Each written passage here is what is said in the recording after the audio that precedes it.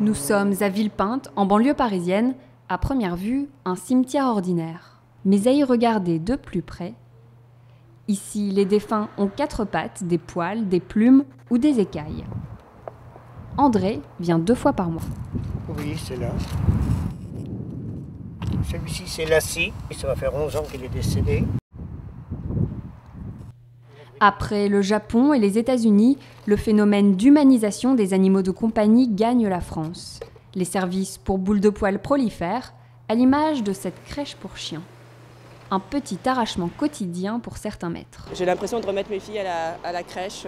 C'est un peu la même chose au niveau l'abandon quelque part, le chien qui n'a pas envie d'y aller. Et le retour où ils sont tous à guetter l'arrivée entre guillemets des parents. Ils se disent presque parents et ont désormais l'embarras du choix pour gâter leur progéniture à 4 pattes. Dans cette boutique chic du 17e arrondissement de Paris, des produits classiques auxquels s'ajoute une large gamme de petits extras. On a très bien vendu là cet hiver parce qu'il a fait très froid et les routes étaient très salées justement pour éviter de glisser. Donc on a énormément vendu de petites baskets. Là on vient de recevoir pour cet été des petits bandanas avec assorti avec la petite casquette pour chien. Voilà, pour aller crâner dans les rues de Paris. Sans oublier le débardeur en coton bio. Le marché animalier a progressé de 11% ces 5 dernières années pour atteindre près de 3,5 milliards d'euros en 2008.